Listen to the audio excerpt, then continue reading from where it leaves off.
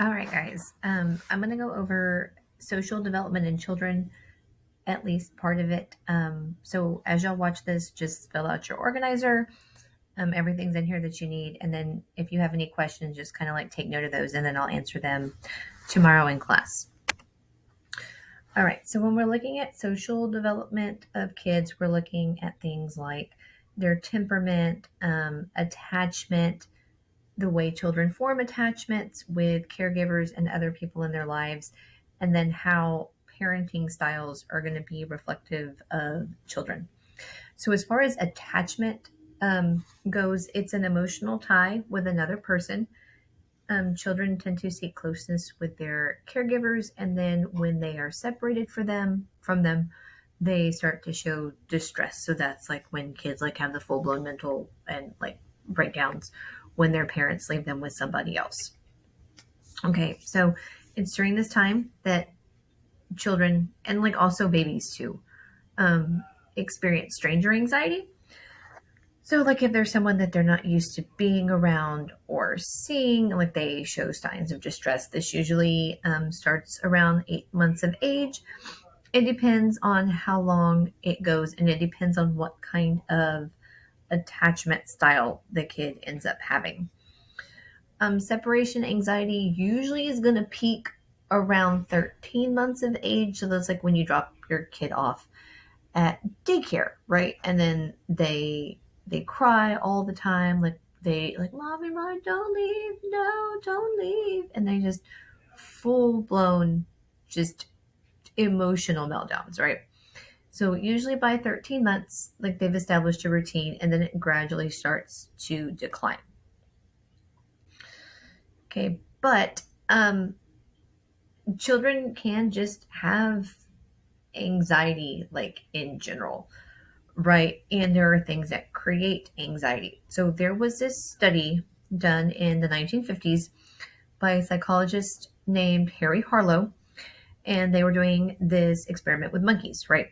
So when they would bring the monkeys in, they would have to isolate them and make sure that they didn't have diseases, so they would be separated from their mothers, and then this caused like distress in the babies. So then what they would do to try to help the babies is they would put like this little blanket in there with them. And so then the little monkeys would freak out whenever the blankets were taken away. And so what he did was looked at whether or not the little monkeys were more influenced by the fact that and attached to their mothers because their mothers gave them nourishment and food or because they gave them comfort. Okay, and so that's what his whole experiment's about. Because for many, many years, people thought that babies would attach to people who gave them food. But what he saw was that this wasn't the case. So then what they would do is they put the baby little monkeys in the cage with just the wire monkey that had a bottle and then like a makeshift fake mom that was covered in like a nice soft little blanket, little towel. And the little monkeys would spend like most of their time on the soft mother, would only go to the wire mother for food, and then go back to the cloth mom. And like you can see in the picture here, he's not even leaving the cloth mom. He's just eating, and he wants that secureness and that comfort. Okay. So it's the same thing. They, whenever they were anxious or scared, and the same thing in babies, like they cling to what gives them comfort. I'm going to show y'all this in class. It's super sad. It's like the saddest video ever, but we'll watch it in class. If you like, we'll just wait. No, no, no, no, no. No, Google. Okay. So anyway, that's basically what his whole study is the babies preferred the comfort over the nourishment. Okay. And so there's this psychologist by the name of Lorenz who, and I'll talk about him more in a second, who is looking at what's called a critical period. And you mainly see this in animals. And it's the optimal period when certain events have to take place to facilitate development. So, like in animals, we call this imprinting, right? So, like for birds and stuff, like right after they're born, the first moving thing they see, they imprint on, they see that as their mother, and then like they follow her around and that's it. So there have been instances where like you find like a nest of ducks that are abandoned, and then like you take them in and you raise them, and then they imprint on you as their mother, and then you have to teach them like things that ducks and geese do. So that's what Conrad Lorenz did. um what would happen if with geese he was the first moving thing that they saw, and they imprinted on him and they followed him around, and then he ended up having to teach them how to fly and all this other kind of stuff. So that's what the critical period is for animals. And then there's a thing called a sensitivity period in humans, because babies don't imprint, they just become attached. And it's this really vague period that psychologists are still like working on, called a sensitive period. But like I said, we don't imprint like animals do. All right. So as children develop, okay, you have this psychologist by the name of Mary Ainsworth who designed this strange situation experiment, and she's looking at different types of attachment in children. So basically, what she did is she observed mothers and infants at home for their first 6 months, and then later she's looking at the same babies at a year old in like this random location. So like she'd bring them into like the psychology lab that was a playroom, and would look at how they interacted when their mother was around and then when their mother left the room. Okay, so basically what we look at is she studied attachment.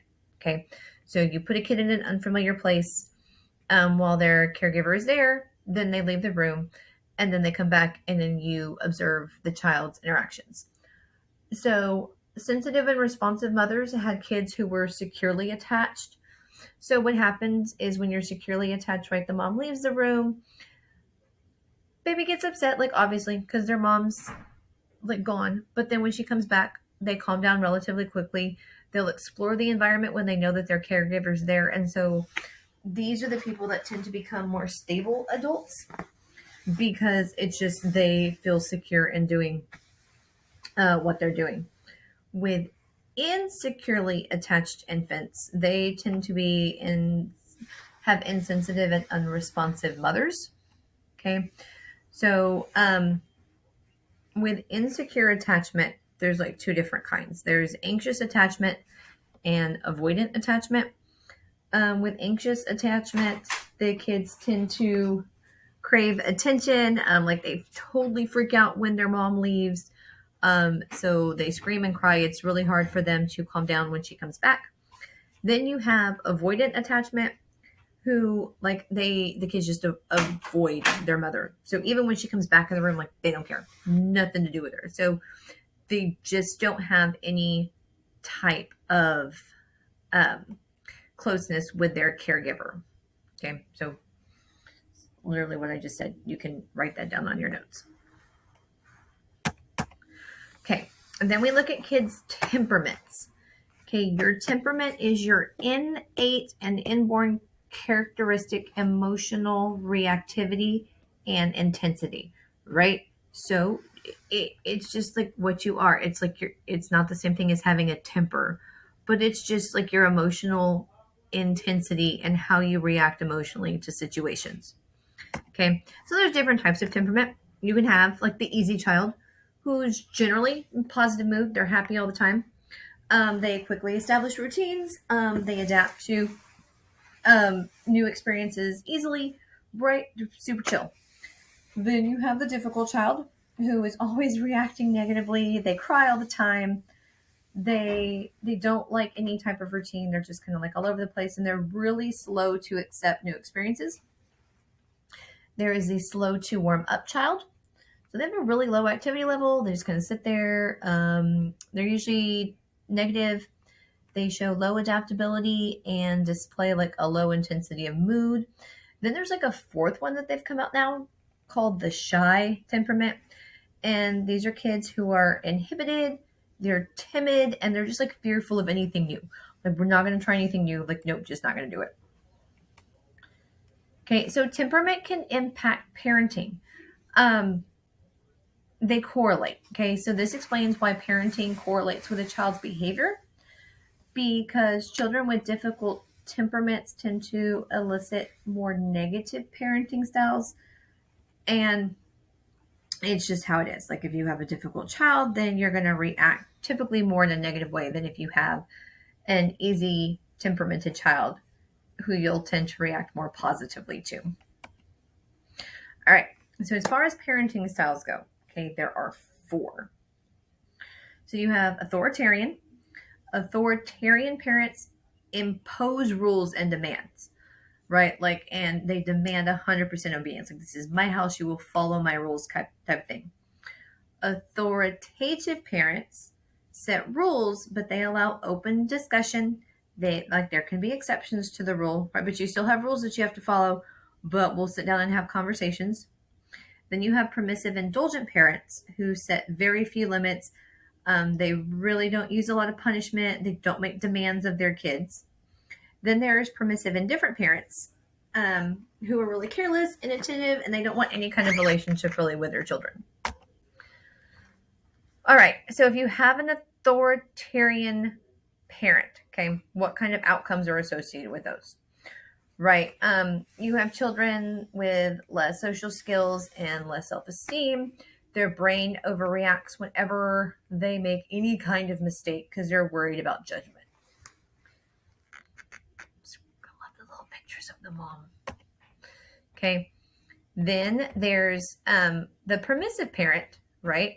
Children are more aggressive and immature, typically, because they can kind of like do whatever they want to do. With negligent parents, typically you see poor academic and social outcomes with children who have these type of parents. And then authoritative parents. These are the children that have the highest self-esteem. They're pretty self-reliant. They are socially competent, and they can self-regulate themselves. So these are the effects of this type of parenting style on the children. So if you have any questions on this stuff, make sure you ask me tomorrow in class. Come tomorrow with your 6.2a organizer all filled out. And that's it right now as far as social development in children.